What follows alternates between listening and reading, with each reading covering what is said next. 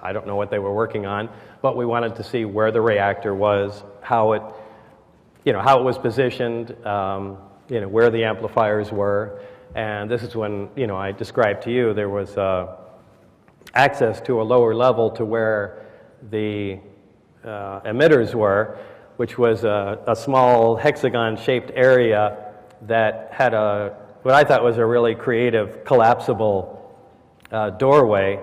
And I guess the only analogy is if you take a six-pack of beer that comes in bottles and you take out the little divider there, if you stand it up by itself, it's really strong. It'll hold a lot of weight, but you can easily collapse it flat by the side. This is essentially a metal version of that, and it was a hexagon shape with a little hole, and you can walk on it, but you can just put your finger in the hole and pop it, and the whole thing snaps over to where you have a hole you can kind of stick your head upside down in, which is what I did. I just leaned in there, and they wanted me to see how specifically how the arms that held the emitters connected to the bottoms of the amplifiers, and those in themselves were fantastic technology. Describe the interior, what it looks like. It's very, very bland. If I, again, was to give you an analogy, I would say it was if you put all these components in there, pretended everything was made out of wax, heat it up for a bit and let it cool off. There was never a sharp angle anywhere. Anytime something sat somewhere perpendicular to it, it had a radius or curvature to it. Everything had a smooth curve everywhere. It was all one color. Was it all one piece?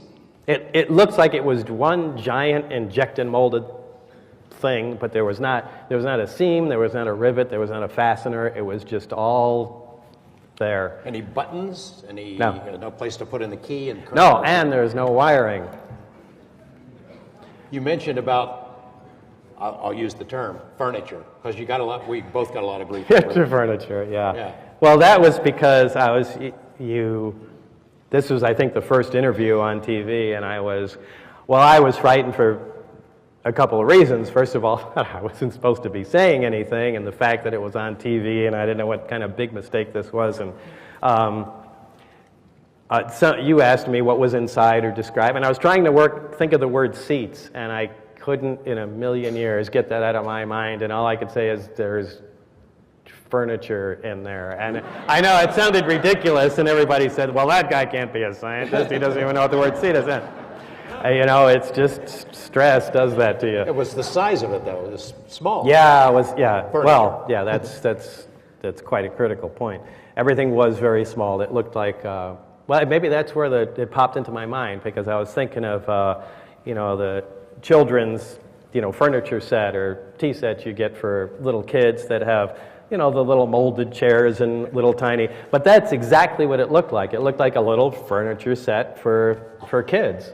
So, and obviously it was uncomfortable to walk around, and when you first come in the side, you have to hunch over. The only place you can stand up comfortably is, right by the reactor in the side. So whatever built or used the thing was obviously smaller than my stature. I'll come back to the term the kids a little bit later. So somebody did the test, somebody was in it. They must have figured out a little bit of how it operates. Yeah, obviously, and in the sport model, the one that I went in, they removed one of the amplifiers, which was really shocking to me. Now, the reactor and emitter, all those were in that one, so that must have come from another craft, which made me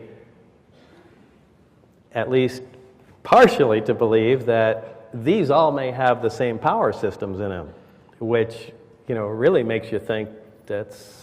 So the one you had in the lab that you were working with... Yeah, the components had to come from somewhere else. Same one that was in the sport model. Yeah, but wasn't the sport models. So, you can extrapolate and say... They all like them. Yeah, it's kind of like a Chevy. They all have the same kind of engine and are different, but I don't know. It's all conjecture. Let's talk about the fuel. So big, it's an interesting part of the story and a bone of contention for a lot of folks. Element 115. How did you know it was 115? Describe its properties. Describe its properties. Why, what does it do? Why Well, is it so miraculous? Well, let me put it this way. We weren't given the task to say, analyze the fuel, find out what it is, and, they just, again, the thing was, and there was a lot of push to it, was to, what is that, and do we have any? And, that's it. And these guys really do talk and think like that. It's just, what did you guys do today? We just looked at this the other day. But, if you remove the top of the reactor, there's a little tower in there with a cap, and there's a triangular piece of fuel in there, what we called the fuel, because if you put that in, everything starts to work. We analyzed what was there. Now, somehow, again, we didn't have access to all the information, but somehow Los Alamos had something to do with either keeping or storing the fuel. Now, we did all kinds of tests on it, not just us. We had to send, all that equipment isn't there. We don't have, all kinds of interesting spectrographs. But we had it tested, and we just wanted to see where this was on the periodic chart, what kind of peaks we get off of it, and, maybe it's just, a unique fuel, maybe it's just some blend of a nuclear material. But when it became obvious that this isn't even on our usable periodic chart, that's essentially where we stopped, and said we weren't going to analyze the material and see if we could make it. We just wanted to know if it was something that we could possibly use, and it wasn't. You told me that we couldn't make it. Why couldn't we make it? Well, just like any heavy element, or super heavy element more specifically, the only naturally occurring heavy elements, uranium. I mean, as soon as you get anything heavier than that, a larger number of protons, you have to make artificially. And that's a difficult job, because you either, like to make plutonium, which our country loves, you have to take other materials, put them in a reactor, let it run for a couple of years, and then you can, in the case of plutonium, you can chemically separate out, the small quantity of that. Now, even heavier elements, there's more difficulty obtaining. Extremely heavy ones, like 110, you have to make that on an atom-by-atom basis, an accelerator, where you're, accelerating single atoms or beams of other atoms, near the speed of light, smacking them together, and it doesn't make a usable quantity. You may get the interaction you want, and it flies off and hits a detector, at a fraction of the speed of light, and you go, that was 115. And, that's when they say, we synthesize 115, that's what it is. It's not like a cup pops out and we've got some, It's just, a particle comes flying out, and we go, well, at these angles, at this magnetic moment, at that speed, it will be 115. And if you get a peek at that, boom, it comes off. It's a little display on a thing, and right, we made 115. But, to actually make usable quantities, forget it. It would take, the entire resources of a country forever, to get a gram or so. How much was up there? Well, they say there was 500 pounds of the material. Now, was that recovered in a craft? Was that separate? They certainly didn't synthesize it, but, where it came from, I have no idea. But again, Los Alamos had something to do with it, because they renamed it LA 1000. I know there are shipments back and forth there, but I think it had to be, from what I understand, it had to, if you assume a cylinder of this material, it has to be machined into a cone, and that cone sliced, it has to be stacked first, like a bunch of quarters stacked on top of one another, then machined into a cone, and then sliced to be usable in the reactor. Now, all of that had to do with the metallurgical guys, and we weren't even allowed to know why, but I knew that was necessary for whatever it's worth. Reactor doesn't work without 115. Did you ever do an experiment to try some other kind of fuel? No. Okay. I mean, quite honestly, we really didn't know what was going on there. I mean, we had a basic idea of, at least we thought. Again, we just had to report to what was going on, so it's not like you can ever say, you know, we really don't know. We've been working on this 2 weeks. You better come up with something. So it's, you know, look, we think it's an accelerator, and you know, we've identified that that's, you know, 114, 115, 160. It looks like it's 115. It's an element, and you have to explain this stuff to guys that absolutely have minimal scientific background, and just try that when you're dealing with stuff that's not even, you know, from the Earth. So how does it work? I mean, how does it work? What you learn, you get a piece of it, a triangle. It's in, and how does it? What function? Really, you just put the. I wish I had that model that. It's in my car. Show me. Is it really? Okay. You just put the fuel in there. There's a little cap that sits on top. And then as soon as you put, yet nothing happens, but as soon as you put the lid on, it turns on. There's no on switch. Yeah, it's just, it's like it attains resonance or something. It just is on. Which makes you wonder, how does it work in the craft? Because no one's taken the lid off, because in the craft, it sits on the ground and there's a conduit that sits over it and goes to the top of the craft. So, but it's not clear how anything works in the craft. And it generates gravity. Oh yeah, yeah. It generates its own artificial gravitational field, and that lifts the craft off the ground. We've had conversations in private about how this accounts for some UFO cases. I mean, it in effect achieves invisibility in a sense. You can be saying right now. Oh yeah, absolutely, yeah. Because light, it will bend it around there, and sorry, I didn't leave that. I left out that pretty important observation. When the craft was up, I mean, you could walk underneath and look straight up, and you can't see the craft until you step to the side, and it becomes visible again. It's quite amazing, you know. So it bends light, just like you know, you could see on a hot roadway in the summertime how heat would affect that coming off of you know. But here you're in a much more controlled situation, and the shape of the gravitational field, the artificial field around the craft, if you look at that and then we're able to stand at different vantage points, you can just look around it. Now, this isn't something new. We know this from, you know, looking at faraway stars. They call it gravitational lensing, where a star might be over here, but because we're looking around another star, it bends light, and, you know, but here again, here is an artificial source, a machine that does this, and that's everything. But yeah, like I said, all the science fiction things become reality. There's your invisibility cloak, there's your, you know, impenetrable force field, here's your field propulsion system, and, you know, here's you're even beginning to tamper with, you know, potential time travel. It occurs to you, hey, this could work not only in space but underwater. Maybe that's why the Navy's interested in running the program. I mean, it's odd, isn't it, that it's the U.S. Navy running the program out there? You know, that never occurred to me. No, I swear to this, I never even thought about that thing operating underwater.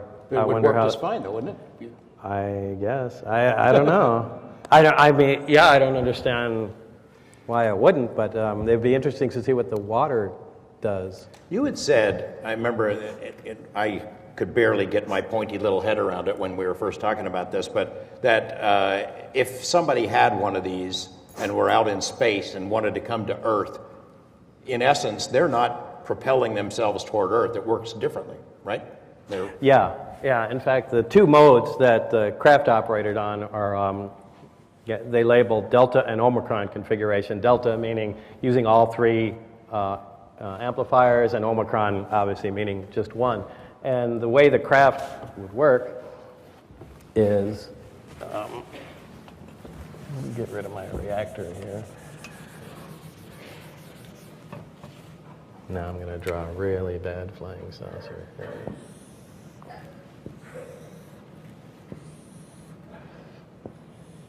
All right, so normally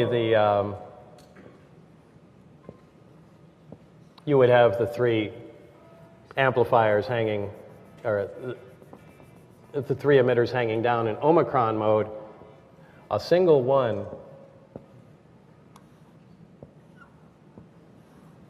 would swing sideways, and you would have the other two sitting like that.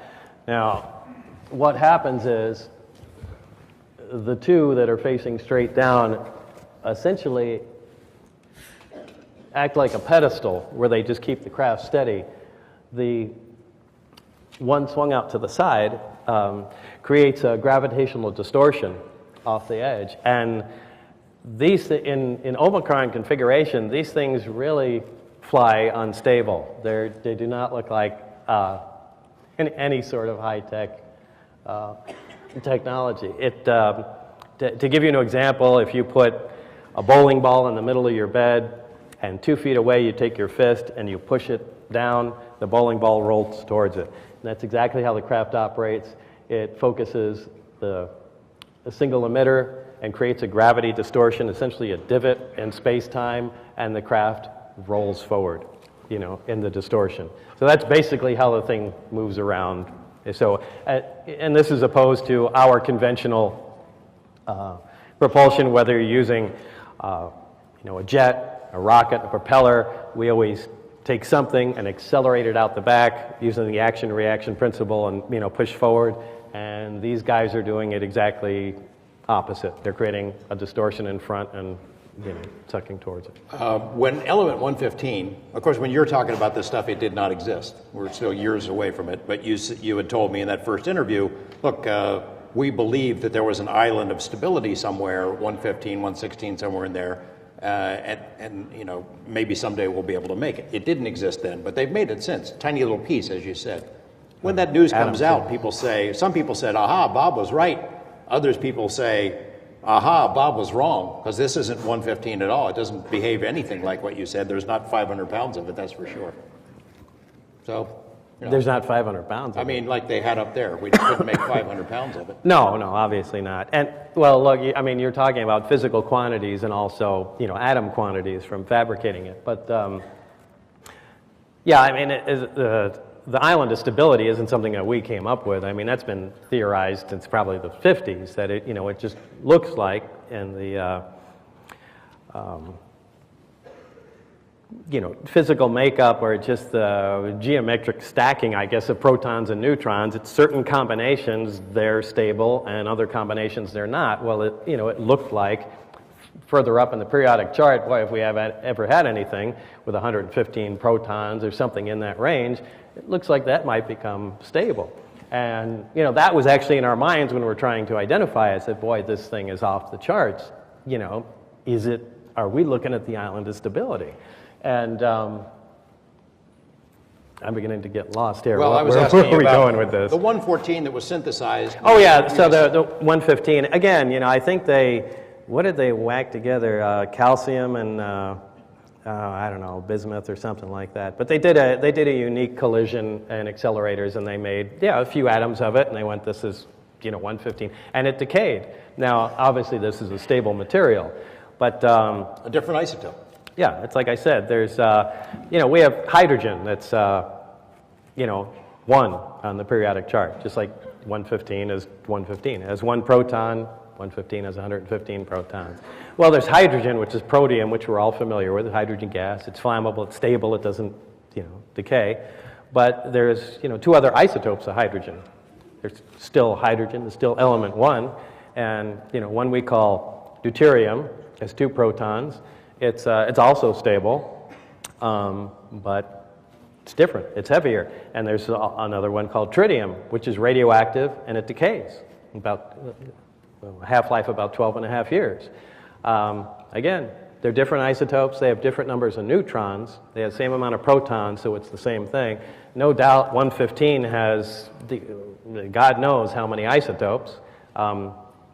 We know at least 1 is stable. There's probably several that are unstable, and again, if they keep playing around with it, and I don't see why they wouldn't, I'm sure they're going to find a stable isotope. And the whole idea of anti-gravity propulsion, we've heard it from scientists. That guy Lazar doesn't know what he's talking about. That's impossible. It violates this. It violates that. You've heard that. You've dealt with it.